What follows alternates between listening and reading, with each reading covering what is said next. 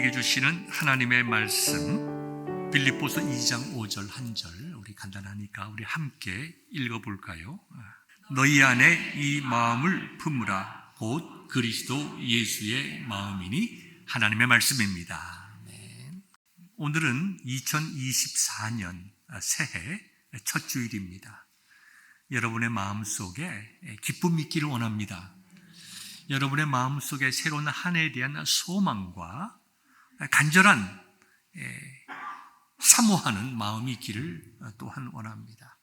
여러분의 가정과 다 자녀들이 더욱 하나님의 은혜 가운데 거하고 신앙이 자라고 인품이 성숙하여지고 많은 사람들을 복되고 이롭게 하는 그런 여러분들의 한 해, 여러분들의 자녀가 되기를 간절히 소망합니다. 2024년을 시작을 하면서 어떠한 교회 표율을 가지고 한 해를 목양해야 할 것인가 많은 생각을 하면서 제 마음속에 기도하는 가운데 성령께서 그리스도를 본받는 목양을 하는 것이 참 귀한 목양이 되겠다. 너무나 당연한 말씀이지만 그리스도를 본받자라고 하는 이런 목양의 계획이 제 마음속에 드는 것은 성령님께서 그것이 저와 우리 사랑하는 성도들에게 꼭 필요한 것이기에 주시는 말씀으로 제가 받아들였습니다. 모든 교회의 존재 목적은 같습니다. 솔리데오 글로리아, 하나님의 영광을 위함입니다. 모든 교회가 존재하는 목적은 하나님의 영광을 높이는 것입니다. 사람의 영광이 드러나는 것이 아니라, 어떤 사람의 능력이 나타나는 것이 아니라, 우리가 세상적이고 휴머니스틱한 그런 보람과 기쁨을 느끼는 것이 아니라, 그런 것이 가치가 없다는 것은 아닙니다만은 근본적으로 하나님만이 영광 받으시고 하나님만이 존귀함을 받으시는 것이 우리 교회가 지향해야 되는 존재 목적이 됩니다. 우리 교회는 이러한 존재 목적 아래에 개교회가 가지고 있는 조금씩 다른 특성을 가지고 사명과 실천 방향을 세웠습니다. 그것이 여러분들이 가지고 있는 주보의 맨 첫 표지에 나와 있습니다. 한번 좀 주보를 한번 펴보시기 바랍니다. 주보를 보면 교회 이름이 있고 그 밑에 표가 있죠. 2024년 표는 그리스도를 본받아. 그 밑에 찬양과 말씀과 기도가 가득한 교회, 생명을 살리고 치료하는 교회, 빛 대신 그리스도를 땅끝까지 전파하는 교회, 이렇게 되어 있습니다. 하나님의 영광을 위하여 페이트빌 베델 교회는 특별히 찬양과 말씀과 기도가 가득한 교회가 될 것이며, 생명을 살리고 치유하는 교회가 될 것이며, 빛 대신 그리스도를 땅끝까지 전파하는 교회가 될 것이다. 이것을 위해서 우리가 모였고, 이것을 위해서 우리가 헌신하고, 이것을 위해서 우리가 서로 사랑하며 협력하고 있는 것입니다. 구체적으로 보면 뒤에 보면 교회 안내에 5가지의 시행 내용들이 나와 있습니다. 우리 교회는 하나님의 말씀을 선포하는데 어떻게 믿고 선포합니까? 모든 성경은 하나님의 영감으로 기록된 진리의 말씀으로 정확하고 무오하며 우리의 신앙과 생활의 유일한 법칙임을 알고 선포하는 교회입니다. 시대가 바뀌기 때문에 하나님의 말씀을 다르게 해석하는 교회가 아닙니다. 우리의 편리에 따라서 하나님의 말씀을 왜곡하는 교회가 아니라, 우리의 죄악된 마음은 늘 말씀으로부터 멀어지려고 하지만 우리의 말씀을 쳐서, 우리의 마음을 쳐서 하나님의 말씀으로 돌아가기를 애쓰고 힘쓰는 교회입니다. 그리고 우리는 새로운 신학적인 사조나 사상을 받아들이는 교회가 아니라 시대에 상관없이 변함없는 진리의 말씀, 그리고 그것을 우리에게 바르게 전수한 종교개혁자들의 신앙 사상을 그대로 전수받은 보수적이고 복음적이고 개혁적인 교회라는 것을 우리가 꼭 기억을 해야 합니다. 그 다음에 우리 내부적으로는 우리는 다문화 교회입니다. 우리가 다문화 교회로서 서로 사랑하고 섬김으로 세상에 소망을 주는 교회가 되고, 모든 역량을 합하여 예수님께서 우리에게 말씀하신 The Great Commission, 제일 중요한 사명, 세상을 향하여 주는 그리스도시요 살아계신 하나님이심을 선포하고 예수님만이 복음이며 예수 그리스도만이 길이요 진리요 생명이요 구원의 길임을 선포하는 교회입니다. 이와 같은 교회의 큰 이 그림 속에서 2024년에 세부적인 계획을 세고 나갈 때 올해 우리는 그리스도를 본받는 교회가 되자, Imitate to Christ란 교회의 모토를 세우게 된 것입니다. 사실 그리스도를 본받아라고 하는 것은 아주 유명한 책의 제목입니다. 여러분들도 아마 이 책 오랫동안 신앙생활 하신 분이라면 이 책을 한번 읽어보셨거나 적어도 책의 이름은 들어보셨을 것입니다. 1400년대에 독일의 신학자며 목회자이며 그보다 더 경건한 사람이 없었다라고 인정받을 정도의 유명하신 귀하고 탁월하신 토마스 아켄피스가 지은 책의 이름이 그리스도를 본받아입니다. 참 그는 귀한 책을 썼고 이 책은 총 4부로 되어 있는데요. 그 4부의 그 속에 이런 글이 있습니다. 오늘날 예수님께 나오는 사람들은 많이 있다. 그런데 그 많은 사람들 중에 하나님의 나라를 사랑하는 자는 많으나 그분의 십자가를 지고 가려는 자는 적으며 위로와 평안을 기대하는 자들은 많으나 그리스도를 위하여 괴로움을 받겠다는 자는 많지 않다. 주님께서 베푸시는 잔치에 동참하려는 자는 허다히 많으나 금식하며 기도하는 자들은 적다. 모든 사람들이 그분의 즐거움에 참여하고 싶어 하지만 그분을 위해 어떤 고난이라도 기꺼이 받으려는 자는 참으로 드물다. 떡을 떼는 데까지는 예수님을 쫓으나 고난의 잔을 마시는 데까지 가려는 자는 극히 소수다. 그분의 기적을 경외하고 사모하는 자들이 많으나 십자가의 치욕까지 그분을 따르는 자는 소수에 불과하다. 과연 이것이 영적 침체기였던 종교개혁 이전인 1400년대에만 해당되는 이야기일까요? 종교개혁이 1517년 10월 31일에 시작됐으니까 거의 100여 년 전에 일어난 일이지만, 기록된 내용이지만 그때나 지금이나 크게 다르지 않다고 생각합니다. 영적 암흑기에는 교회가 타락하고 특별히 하나님의 말씀보다 사람의 생각이 항상 우선이 되었습니다. 여러분, 지금 우리가 살고 있는 이 시대를 보십시오. 교회의 문제가 무엇입니까? 교회의 성도들이 부족해서 문제입니까? 코로나를 통해서 많은 젊은 사람들이 교회를 빠져났기 때문에 그래서 교회가 위기입니까? 아닙니다. 교회의 위기는 항상 있어 왔으며 큰 전쟁이나 질병을 통해서 교회의 성도들은 늘 늘었다가 줄었다가 해왔습니다. 정말 교회의 위기인 것은 성도들이 하나님의 말씀을 왜곡하는 것뿐만 아니라 특별히 이 시대에 하나님의 말씀의 능력을 믿지 아니하는 것이 참으로 교회의 위기인 것입니다. 하나님의 말씀의 능력을 믿지 않으니까 사람의 생각이 앞섭니다. 사람이 생각이 앞서니까 하나님의 말씀을 왜곡합니다. 하나님이 죄라고 말씀한 것도 시대가 바뀌었으니 이 시대에는 죄가 아니라고 말합니다. 마치 그렇게 이야기하고 믿고 말하는 것이 배운 사람이고 뭔가 깊이 있게 인간을 이해하는 것이고 정말 멋지게 하나님의 말씀을 해석하는 것이라고 사람들이 생각합니다. 그러나 우리는 그와 같은 것들을 철저히 배격하여야 우리는 하나님의 말씀의 능력을 경험하게 됩니다. 지난주에는 고린도 후서 5장 17절의 말씀을 가지고 우리가 그리스도 안에서 우리는 새로운 피조물이라고 말씀을 나누었는데요.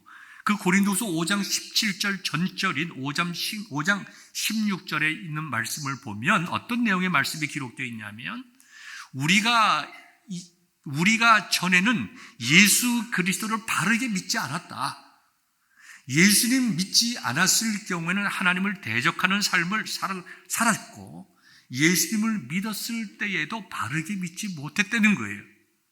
다시 말씀드려서 그 사도 바울이 고린도 교회에 증거하는 그 말씀은 고린도 교회 안에 예수님을 믿는다고 성도들이 모여 있지만 그분들의 마음이 주님께서 원하시는 그러한 믿음의 생활이 아니었다라고 하는 것입니다. 좀 쉽게 말씀을 드리면 오늘날 예수님 당시도 마찬가지죠. 예수님을 따르는 사람들, 예수님께서 가시는 곳과 말씀이 선포되는 곳에 모이는 사람들은 두 종류의 사람들이 있다라고 말하고 있습니다. 첫 번째는 복받기 위함입니다. 예수님께서 보리떡 5개와 물고기 2마리로 4,000명을 먹일 때에도 많은 사람들이 환호하고 예수님을 왕으로 세우기를 원했습니다. 그러나 그들은 예수님을 통해서 그들의 필요를 채우려고 했을 뿐 예수님이 어떠한 분이시고 이 땅에 왜 오셨고 왜 이러한 말씀을 하시고 내가 그분을 따라가는 것이 어떠한 의미인지를 그들은 관심 갖지를 않았습니다. 그래서 예수님을 통해서 무엇인가 얻으려고 하는 사람과 예수님을 사랑함으로 그분을 닮아가고 그분을 따라가려고 하는 두 부류의 사람으로 나누어 줄 수 있다고 말을 하고 있습니다. 예수님 당시도 마찬가지였고 지금도 마찬가지고 앞으로도 마찬가지일 것입니다. 사람들이 이렇게 얘기할 수가 있겠죠. 목사님, 살아가는 것이 얼마나 팍팍하고 힘든데 교회 가서 위로받고 교회 가서 정말 즐겁고 행복하고 목사님께서 복을 빌어주시고 아픈 것을 치유하여 주시고 내 이야기를 들어주셔야 그래야 우리가 세상에 나가서 정말 힘있게 살 것 아닙니까? 우리가 잘 돼야 교회에 봉사도 하고 하는 것이지 우리가 살기가 이렇게 힘들고 고통스러운데 우리가 무엇을 할 수 있겠습니까? 신앙생활 하면서 어려움과 힘든 것을 근본적으로 부정합니다. 추구하지 않습니다. 내가 필요한 것은 내가 원하는 것을 얻는 것입니다. 이러한 사람들은 신앙이 자라질 않습니다. 오랫동안 교회를 나와도 믿음의 진보가 없습니다.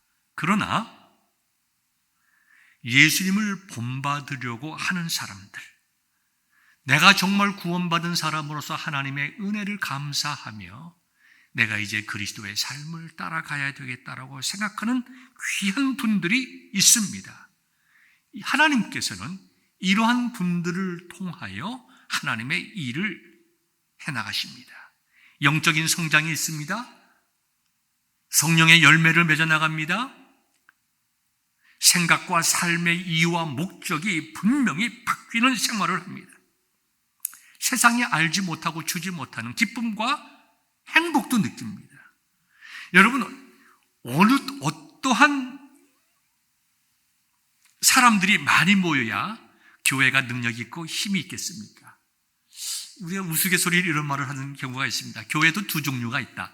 성도도 두 종류가 있는 것처럼 교회도 두 종류가 있는데 유람선 교회가 있고 전투함 교회가 있다. 여러분, 유람선이 뭡니까? 크루즈죠. 크루즈. 여러분, 크루즈 가신 분들 많이 있을 겁니다. 저는 아직 한 번도 못 가봤는데 한번 꼭 가고 싶습니다. 여성들이 그렇게 좋아하죠. 밥 안 해도 되잖아요. 그죠? 설거지 안 해도 되잖아요. 방 안 치워도 되잖아요. 그저 편안하게 인조이하고 맛있는 거 먹고 좋은 구경하고 관광하는 겁니다.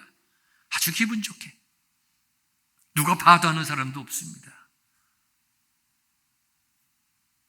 그런 교회를 꿈꾸는 분들이 계십니다.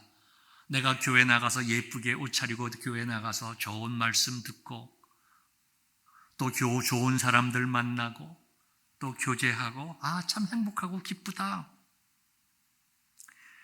문제는 그러한 생각을 가지고 그 교회가 그렇게 유람선 교회처럼 되어 갈 때에 여러분, 유람선에만 살면 어떤 일이 있을까요? 재미있을까요? 재미없습니다. 오래 계셔 보십시오. 한 1년 동안 유람선 산다고 생각해 보십시오. 행복할까요? 저는 행복하지 않을 것 같습니다. 열심히 일해야 쉼이 의미가 있고 기쁜 것이지, 매일 노는 사람들이 얼마나 힘들고 괴로운 삶을 살아가는가, 은퇴하신 분들이 많은 이야기를 그렇게 하시더라고요.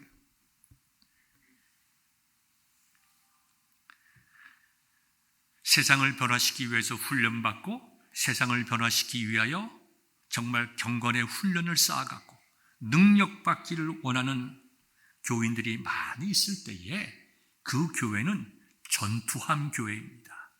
영적 전쟁과 싸워서 승리하는 교회고, 거기에는 힘듦과 어려움도 있고 때로는 상처도 있지만 승리의 기쁨이 있습니다.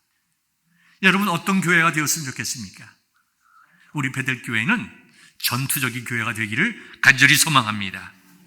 여러분들이 신앙생활 하시면서 유람선 타고 가듯이 신앙생활 하지 마시고, 하나님, 내가 오늘 말씀을 듣고 하나님께서 기뻐하시는 찬양 부르고 정말 간절히 기도하고 성도들끼리 서로 위로하고 격려받고 새 힘을 얻어서 정말 그리스도의 좋은 군사로서 승리하는 삶을 살아가게 하옵소서. 이러한 이와 같은 깨달음이 있기를 바랍니다. 시작이 매우 중요합니다. 여러분, 2023년 12월 31일과 2024년 1월 1일은 낮과 밤의 길이가 24시간에서 25시간을 벌였습니까? 똑같습니다. 똑같이 아침이고 똑같이 점심이고 똑같이 저녁입니다. 그러나 왜 1월 1일이 중요합니까? 우리로 하여금 새로운 결단을 하게 하기 때문에, 결단의 모멘텀을 우리에게 주기 때문에 1월 1일 새해의 첫 주일이 매우 귀한 것입니다. 여러분들, 오늘 새해 첫 예배 나오시면서 여러분의 마음속에 꼭 결심이 있기를 바랍니다. 내가 2024년 한 해 내가 조금 더 주님을 닮아가는 신앙생활을 하겠다. 내 신앙의 진도가 있기를 간절히 원합니다. 하나님, 옛날에는 내가 감당하지 못했던 것, 극복하지 못했던 것, 이제는 내가 믿음이 자라고 내 신앙 인격이 자라고 하나님께서 주시는 은혜와 능력이 내 속에 넘침으로 이제는 정말 나 하나만으로 만족하는 것이 아니라 내 가족을 변화시키고 내 자녀를 변화시키고 내 형제, 자녀들, 친척들, 이웃들을 변화시킬 수 있는 능력 있는 그리스도인이 되게 하여 주옵소서. 결단할 수 있기를 바랍니다. 결단하는 것이 중요합니다. 여러분, 베드로 보십시오. 베드로가 예수님 앞에서 한 일이 큰 것이 무엇이 있습니까? 큰 것도 없습니다. 예수님께서 베드로를 불렀을 때에 순종하고 결단하고 따라간 것이, 아브라함을 보십시오. 그가 하나님 앞에서 한 중요한 일이 무엇입니까? 큰일이 아닙니다. 그가 한 일은 하나님께서 그에게 말씀하실 때에 즉시 순종한 것입니다. 이처럼 하나님께서 부르실 때에 그 부르심에 응답하여 순종하면 나머지는 하나님께서 하시는 일입니다. 예수님께서 베드로를 다듬어 가셨고 하나님께서 아브라함을 다듬어 가셨습니다. 능력이 있는 그리스도의 제자로 만드시고 믿음의 아버지로 하나님께서 세우신 것입니다. 그렇기 때문에 내가 이렇게 해왔다 저렇게 해왔다 내가 누구인가 보다 내가 새로운 한 해를 시작하면서 내가 하나님 앞에서 어떤 마음의 자세를 가지고 하나님을 섬길 것인가, 이것이 중요하다고 하는 것입니다. 여러분, 오랫동안 신앙생활을 해왔습니다. 여러분의 마음속에 도전의 말씀을 드립니다. 저 자신에게도 마찬가지입니다. 우리가 예수님을 오랫동안 믿으면서 여러분들의 신앙, 여러분들의 믿음이 자랐습니까? 여러분들을 통해서 여러분들의 자녀의 믿음이 자랐습니까? 여러분들의 삶을 통해서 예수를 믿고 구원받은 사람들이 많습니까? 여러분들을 통해서 선한 영향력이 여러분들의 가정과 자녀들과 이웃들에게 미쳤습니까?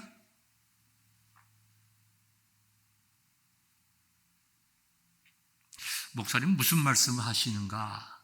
라고 생각한다면 이 시간 우리는 스스로 도전해 봐야 됩니다. 내가 정말 구원받은 사람인가? 내가 정말 그리스도인인가? 저는 여러분들이 다 구원받은 하나님의 자녀들이라고 믿습니다. 그러나 중요한 것은 신자가 되는 것을 떠나서 이제는 제자가 되어야 되는데, 정말 교회에 왔다 갔다 하는 것이 아니라 이제는 능력 있는 하나님의 일꾼이 되어야 되는데, 10년, 20년, 30년 예수님을 믿으면서도 내가 제자가 되지 못하고 선한 영적인 영향력을 다른 사람들에게 끼치지 못했다고 하면 내 신앙이 과연 살아있는 신앙인가? 적어도 내 신앙이 살아있는 것인가 아닌가? 우리가 깊이 고민하고, 하나님, 2024년에 내가 새 출발하겠습니다. 베드로가 주님을 따르기로 결단했을 때, 아브라함이 하나님의 말씀에 순종하여 자기의 본토를 떠났을 때에 하나님께서 그들을 변화시키시고 그들을 다듬어 가졌던 것처럼 제가 결단하겠으니 2024년 하나님께서 내 이 올 한 해를 책임져 주시고 믿음이 자라게 하시고 선한 영향력을 세상에 끼치게 하옵소서. 결단하시는 성도 되시기를 주님의 이름으로 축원합니다. 세 가지 말씀 짧게 드리겠습니다. 첫 번째, 예수님을 깊이 생각하시기 바랍니다. 우리가 주님을 바르게 따라가기 위해서는 주님을 알아야 합니다. 주님을 바르게 알지 못하고는 주님을 바르게 따라갈 수가 없습니다. 사도 바울은 골로새서 3장 1절부터 4절에 있는 말씀을 통해서 이렇게 증거하였습니다. 너희가 그리스도와 함께 다시 살리심을 받았으면 위의 것을 생각하고 땅의 것을 생각하지 말라. 이는 너희가 죽었고 너희 생명이 그리스도와 함께 하나님 안에 감추었음이니라. 히브리서 기자는 신앙생활을 경주로 표현했습니다. 경주에는 분명한 목적이 있습니다. 믿음의 주요 온전케 하시는 예수님을 바라보라. 예수님을 바라보고 예수님에게 초점을 맞추고 내가 누구인지를 분명히 깨닫고 깊이 내가 주님을 알고 믿는 것이 무엇인가를 생각해야 우리는 그리스도를 본받을 수가 있습니다. 여러분, 2024년 한 해 깊이 있고 정말 심도 깊게 주님을 잘 생각할 수 있기를 바랍니다. 두 번째는 예수님께 배우는 것입니다. 예수님을 배우는 것입니다. 우리 교회는 올 한 해 네 가지 시행 목표를 세웠습니다. 온유, 겸손, 순종, 섬김. 다 기운 빠지는 얘기입니까? 온유하라, 겸손하라, 순종하라, 섬기라. 세상에는 정반대의 가치관을 가지고 말하고 있습니다. 강하여져라, 손해보지 마라, 지배하라, 다스리라. 세상의 가치입니다. 그러나 주님께서는 주님의 그 성품을 우리에게 보여주셨는데 온유입니다. 겸손이고 순종이고 섬김입니다.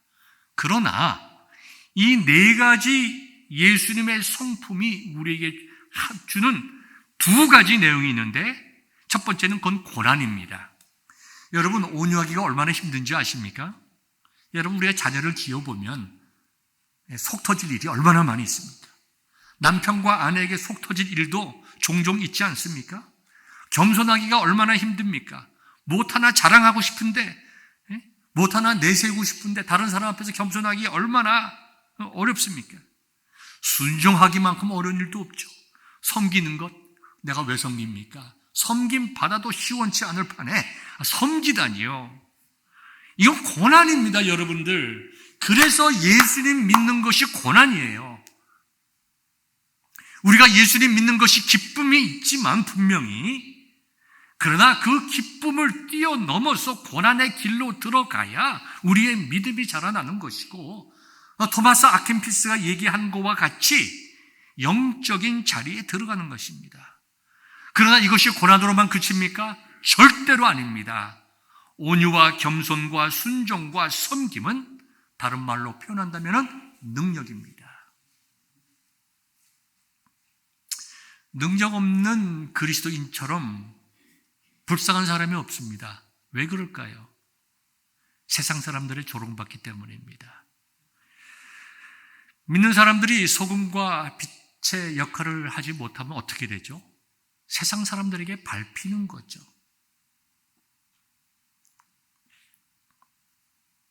온유와 겸손과 순종과 섬김은 그 자체가 능력이고, 그와 같이 그리스도를 닮아갈 때에 우리 주님께서 성령을 통하여 주시는 능력이 있습니다. 그 능력이 우리로 하여금 더 성숙한 성도로 만들어 나갑니다. 필립 얀시라고 하는 굉장히 유명한 저술가가 있습니다. 크리스찬니티 투데이의 편집장을 했던 분인데요. 지금은 제가 이분 글 책을 안 읽지만 한 30년 전에는 우리 굉장히 신학생들이 책을 많이 읽었습니다. 그분이 쓴 대표적인 책 중에 하나를 보면 내가 고통당할 때에 하나님 어디 계셨나요? 라는 책이 있습니다. 외면하시는 하나님, 나의 고통을 외면하시는 하나님이라는 책이 있습니다. 사람이 하나님을 믿지만 종종 이런 질문을 스스로에게 합니다. 하나님 어디 계십니까?